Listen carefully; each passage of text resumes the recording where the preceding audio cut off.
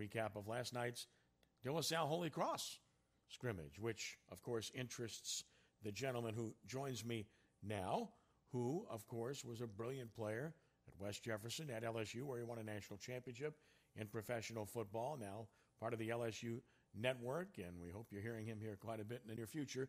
You'll hear him here tonight because he does a great job at analyzing football in general and does it with personality. My friend, Big Fave, Marlon Favorite. Marlon, how are you? All is well, Mr. Kent. Thank you so much for having me on the show. Man, super excited.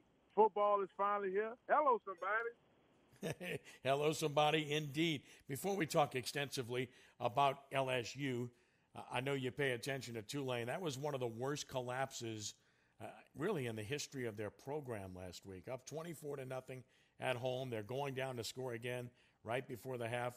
Keon Howard throws an interception, and then all hell breaks loose in the second half. That was a terrible loss. As a player, how hard is it? Have you been part of a loss like that, and how hard is it to get past that? Yeah, I've been a part of my fair share of loss. We won't even speak about the number of loss experience with New Orleans Voodoo in more recent years. But on a college level, we had a few games like that. You think of those really tight Auburn games that we played. But in terms of the bounce back, I look at it as in every dark cloud, there's a silver lining. They were balling. They played some good ball. We were upset because they lost. I didn't at one point think, man, what was Coach Willie Fish still? What is he doing? Hey, this is one of those times where everybody's trying to get their team together. No one really has a lot of film to watch because the sport is starting so late. Not using this as an excuse, but just to look at that silver lining. Great quarterback play for the most part. The skill positions look well, but again, you get to go watch that film and make the corrections, and then on the next week, put yourself in a great position. Indeed, they'll have to. They get Southern Miss tomorrow, and, of course, that's Keon Howard's former team. He'll get the chance to start. Obviously, if he doesn't play well, the leash might be a little bit shorter, given the way things are going right now. The New Orleans Saints, of course, they just kind of threw that stinker in there Monday night. Now, two things. Number one, the Raiders are maybe better than advertised. Two, they're playing their first ever game in a new market in a gorgeous stadium. A lot of reason for being excited there. But again, like Tulane, the Saints jumped out. It looked like it was going to be easy. They had a 17-7 lead, couldn't be stopped, and then all of a sudden the game turned completely, and they got whipped. They got beat. Your thoughts on that? They got beat. It was definitely one of those games that started off on a decent foot. But, I mean, if you look at Oakland's play, one thing that you said that really caught my attention was that team is much better than most folks advertise. You look at Derek Carr, a guy that, in my opinion, could have had multiple years as an MVP, but definitely was an MVP.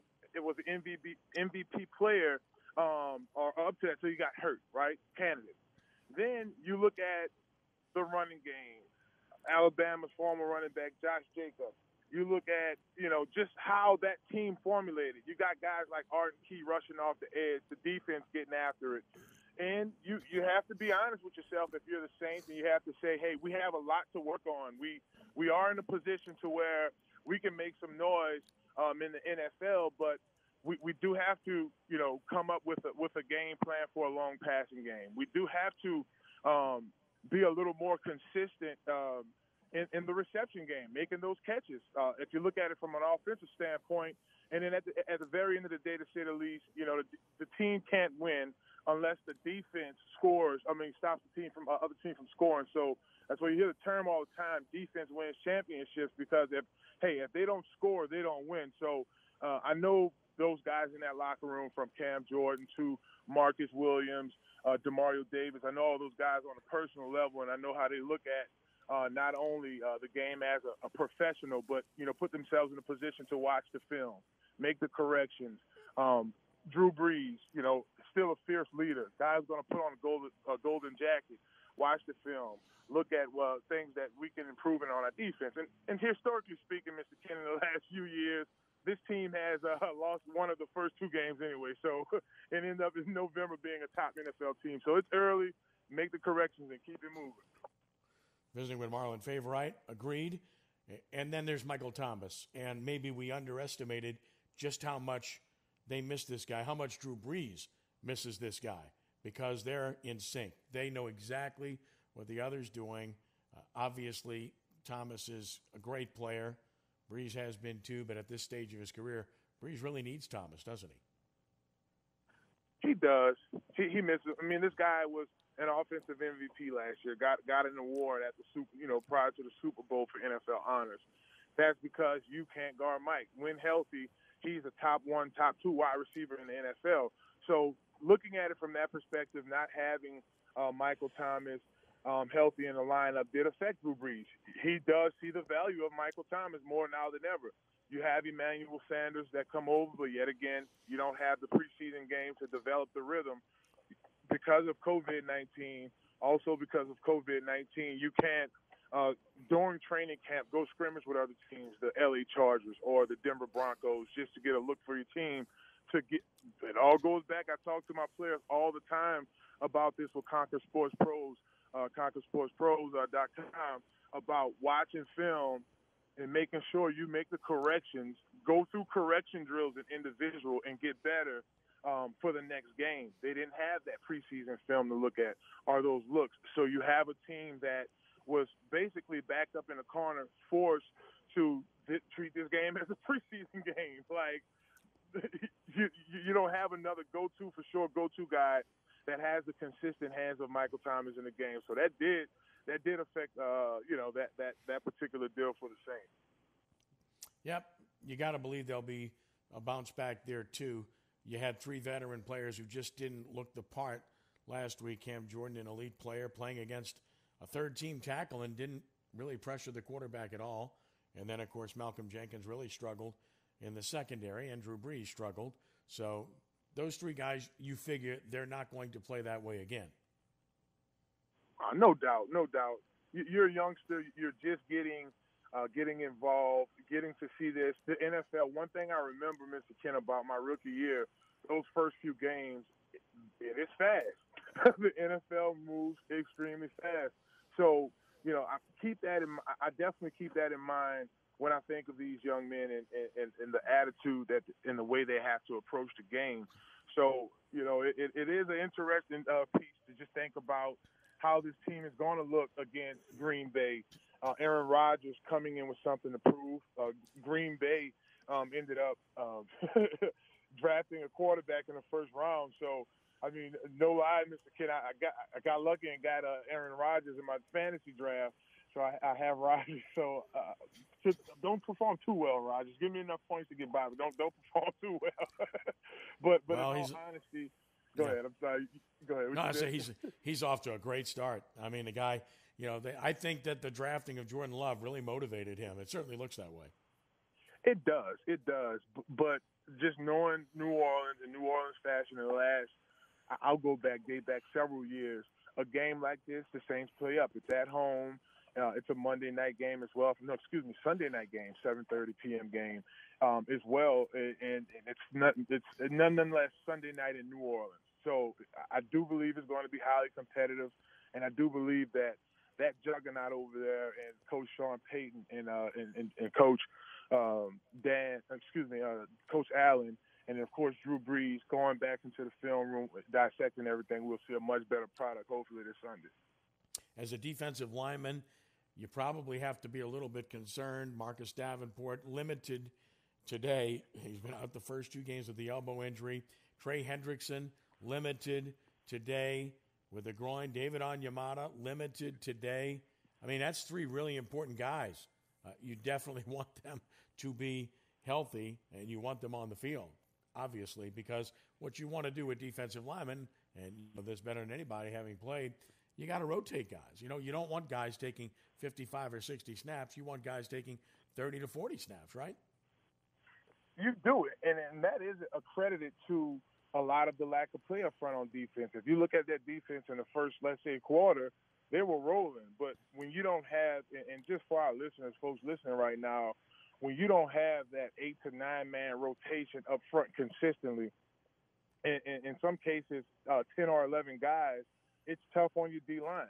where the other team, they have a fine rotation going through. So this happens.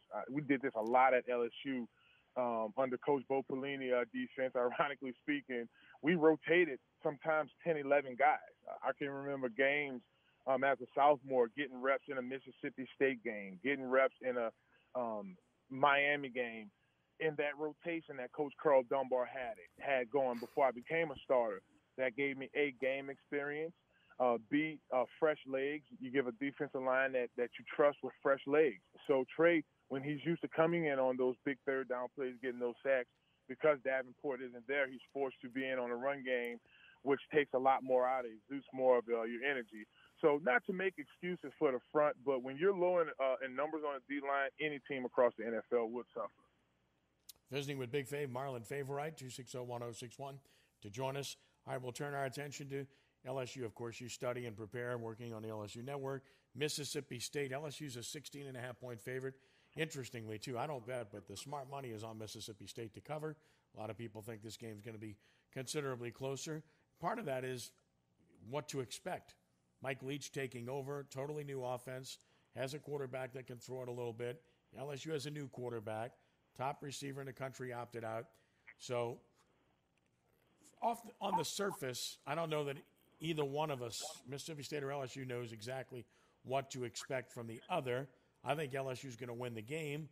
I don't know that they're going to win big, but I think they'll win the game, and we'll talk about the whys in a moment. But you like LSU, and do you think that Mississippi State will play them close? I do it, and I think LSU have a lot of interesting pieces. You look at, I've been hearing a lot of folks raving about Eric Gilbert, tight end coming in, 5-star tight end coming in, LSU turning a lot of heads in the linebacking core. You do have some upsides for LSU, returning starters like Ed Ingram coming back. You know, you have a lot of experience with guys like Shason Hill, who's played and started and had a lot of play last year for LSU and even had meaningful snaps in every game.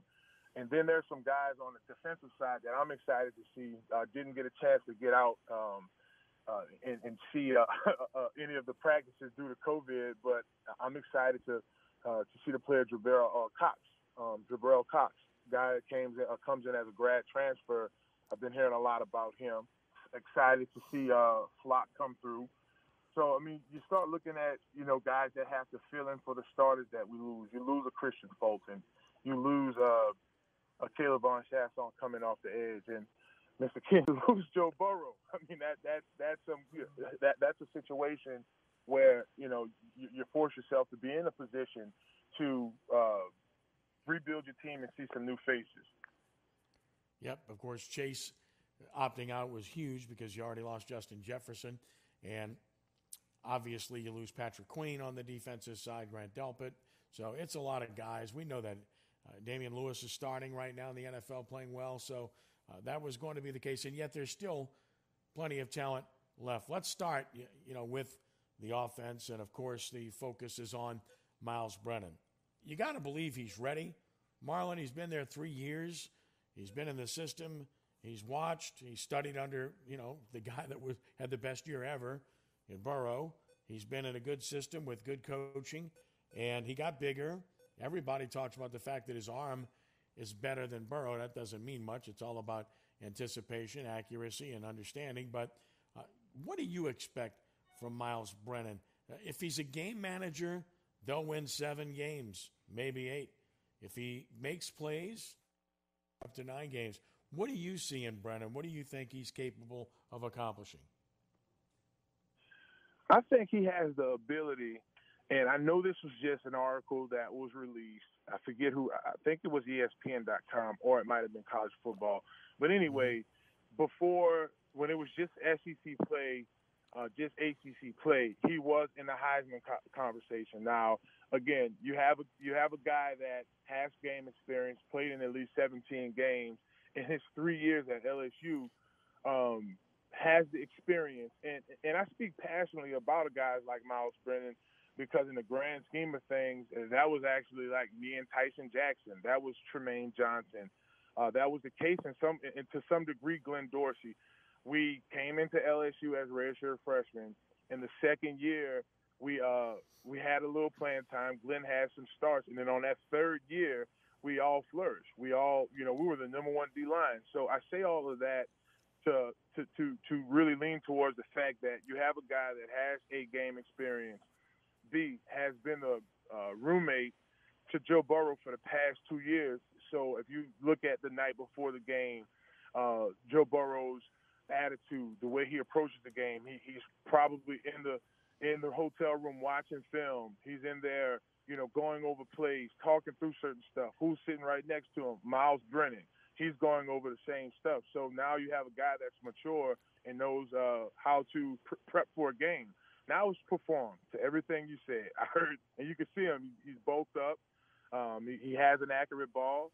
I remember a couple of times when Danny Edlin had a couple mishaps with LSU my first few years broadcasting, and Miles Brennan got in there. So I'm excited to see him. Do I have high expectations? Not at all. Do I think we have a team that could do some things in college football? Yes, sir. You bet.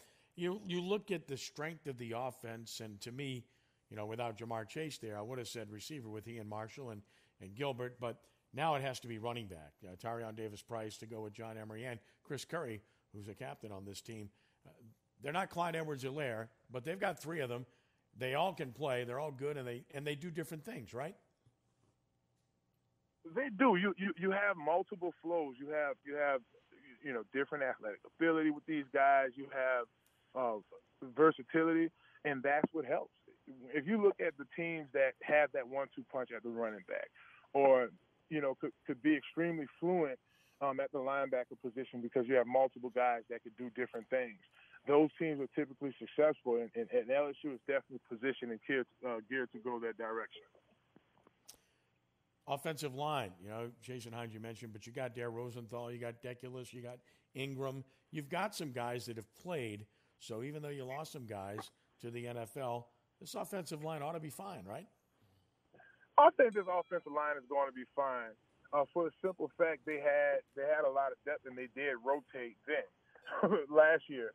So, I mean, of course, I'm excited to see Liam, the grad transfer that came over from Harvard. I've been hearing a lot about him. You know what you're getting with Rosenthal, and you definitely know what you're getting with Ingram. So Deculus, he's a guy I think had the ability to win an All-SEC award or something to that nature. He's already won an offensive lineman award and the best offensive line in college football. So you look at a combination of that. Miles Brennan has protection. He has weapons. I'm excited about Boutte. I've been hearing a lot of great things about the young freshman that came in.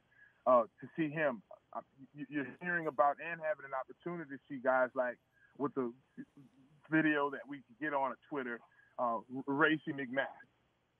Like guys like that who are now taking over that role. And last but certainly not least in the receiving corps, Terrence Marshall, a guy that has that ability to take over now and be that number one receiver because now Jamal Chase is gone.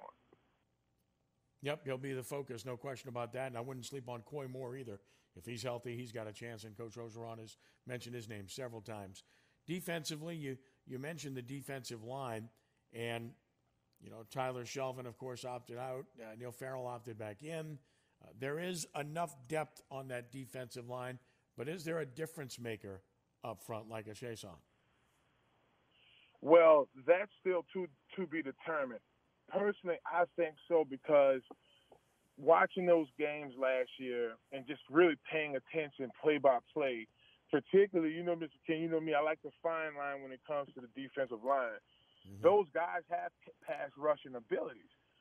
The issue comes into play when, as a 3-4 defensive lineman, you're asked to basically just hold the offensive lineman up when Devin White and Patrick Queen and guys like that can fly around and make 100 tackles, 6-7 sacks, and get drafted in the first round. And I'm not being salty at this at all because I'm just a defensive line, and I love these kids too. I've talked to Devin White a number of times, great kid. But you're Rashard Lawrence, and you still go to the NFL. You get drafted, but it's a later round. And if you're in a Bo Pelini defense, you put up potentially Glenn Dorsey numbers. You look at guys like Drake Nevis, L. Woods, the different Michael Brockers in later years, the different LSU defenses that really flourished and had an opportunity to excel in those pin your ears back, shoot the gap in those one-gap defenses. So I remember Glenn Logan at Destrehan High School, and when he had an ability to rush one gap at Kafu. I see guys like Anthony tweeting out, "Oh, I've been waiting to put my hands back in the dirt." So when you look at it from that perspective, you get excited and you want to see how this team looks in the live. Guess what, Mr. Kent? SEC game. We're not about to watch a non-conference game, so it's a lot to be excited about in regards to that defensive line. And from the voice of the Jacoby Stevensons of the world, it sounds like his defensive line is getting after it in practice. That takes me back to the good old days, baby. Hello. Talk to me now. There you go. You talked about Jabril Cox, linebacker position, the second level. The LSU suffered some losses there. Of course, the graduation into the NFL draft. You feel like they're sound there? I do. I do think that they're sound in that core, Mr. Ken. The way that, and I think of these guys that are returning starters like a Jacoby Stevenson, a guy that really got off on that national championship defense, and now imagine him in a Coach Bo Pelini defense. Your basic 4-3, but your linebackers are very athletic, so you do have that 3-4 feel. It's not all 4-3. A lot of times we'll switch to different packages that were that, you know, that either that Okie or that Coyote front where you have three front up linemen. So you have that opportunity to put an athletic nose guard in, bring in an extra linebacker, and go with a 3-4 look. So it's a 4-3 base, but you get multiple looks. And one thing I really like, again, and Coach Dave Aranda did an amazing job there, and I think I'm now going to pay very close attention to Baylor more than I did in recent years because I'm excited about him. But again, those defenses are geared towards your linebackers eating, which is good. And I honestly, as a player, Mr. Ken, in my tone right now, it may not come off as this don't sound like Favorite really likes the 3-4 defenses, but I really do, because when I was with the Washington football team, Jim has a defense. So I got my first NFL sack as a nose guard in that defense because of a athletic Lorenzo Alexander blitzing that other A gap. So it has its perks. It has its advantage. But what I like about Coach Pelini, and just to personally speak about it, he does, go to each of his players and really figure out what works. I didn't ever feel like I was in a box. I always felt like everything I did in that defense really put me and my talents in a position to do the things to excel. So, I think about the talent that we have up front, what we were able to get in the last few years, and I'm excited to see those guys pin those ears back. Like even those freshmen, if they get a chance, like Roy and all of those guys too. So, I mean, it's a lot to look forward to coming up here tomorrow. Yep, of course, you got Stingley in the back. You've also got Jacoby Stevens, of course, who's an excellent player and a leader. Cordell Flott, Eli Ricks, a young kid coming in that's gotten rave reviews as well. Look, LSU is DBU. I don't think you ever really have to worry about their secondary, do you? No. As you noticed, we've almost been 30 minutes, and I didn't mention them one time because that's an area that comes back pretty solid. I mean, you do I'm drawing a blank right now. Number 5, Vincent. You do lose a Vincent, but at the same time, you mentioned you get a guy like Derek Stingley back, right? You also have a guy that has playing experience in slot. You get Harris back. So and then as you mentioned, I've been hearing folks rave about Ricks as well. So I think there's enough rotation, and that's our strong point. You have in preseason All-American and Derek Stingley coming back after one heck of a freshman campaign, look hungry for more. So I'm excited. I'm excited about the running backs as well. While we're jumping around the positions, you have a guy that got the number 18 right now. I'm excited about Chris Curry. We started to see him really take off later on in the season last year. You got a guy like John Emery, who we will see on special teams. I like the fact that he's going to be back there, have those Skylar Green opportunities. in the return game, but he's someone that you can plug basically anywhere on that offense, whether in the slot or at the running back position, and he can make plays in space. And then you have your power guy. You want to be able to have that power inside the tackles with Price. So it's a combination. It's always been like that. Those are the teams where we had, when I first get to LSU, you have Justin Vincent off of a national championship year, an SEC championship year that he really got off, MVP status. Joseph Adai, Ali Broussard, Sharon Kerry. Just a group of running backs that balled out. And then later on, I get Charles Scott, Jacob Hester. It just continued for us. I saw Ali Broussard just single-handedly dominate a game against Auburn. LSU traditionally has that. You look at the LeBrandon Tofield days, and we could talk about this forever. And I love the fact that Coach Ed Ogeron is bringing LSU back to that tradition of hard-nosed Louisiana talent football, and it showed off and showed out last year. So I'm excited for the 2020 SEC season to kick off. Last but not least, the kicking game, that's a big plus for LSU. You look at Cade York, the year he had last year. Yeah, of course, Avery Atkins, great kickoff guy. Zach Von Rosenberg, seasoned punter. You mentioned Emory in the return game and Stingley in the return game. LSU can win games with their kicking game, can't they? They can. And even a guy like you mentioned Rosenberg looked like he was having a little fun. I saw Roy's Twitter playing a little golf out there, a little top golf out in Baton Rouge. So you do have that combination of the special teams have to be special. It does. And you mentioned Derek Stingley Jr. earlier, DB, but him in the punt return game, and we talked about Trey Palmer to see him and John Emery in the special team game. So it's a lot of opportunity on the special teams side of the ball for LSU. You never know, Mr. Ken. It may be in Alabama, it may be at Florida, but it's always one of those games in Auburn where it's down to the last 3 points. What defense could sustain? I can remember losing to Auburn as a redshirt sophomore. This is our junior year in the classroom. That year I told you we were the number one D-line in the country. And I can remember just losing to Auburn 7-6. Like, games like that. So that's Coach Bope's history. That's his background. So if it does get down to that, and then I can remember in 2007 not giving up 20 points for the first, 5, 6, 7 games, or whatever that record was then. So defense wins championships. It was an area, it was a sore spot for us. It was a sore spot, but at the very end of the day, I believe that it's an opportunity for LSU to really, when it's time to get in the combat mode, really take off. Follow him on Twitter at BigFav504. That's BIGFAV504. Of course, check him out on the LSU Sports Network. We'll have him on in the future here on 106.1 FM too. And it's always a pleasure to visit with my friend Marlon Favorite. Marlon, have a good one tomorrow night. Enjoy it. Hopefully they'll come home with a win. And God bless you and yours. We'll talk again very soon. God bless you and your family, Mr. Ken. Thank you so much for having me on. And go Tigers, baby. Hello, somebody. All right. That's Big Fave, Marlon Favorite. Thanks, Marlon.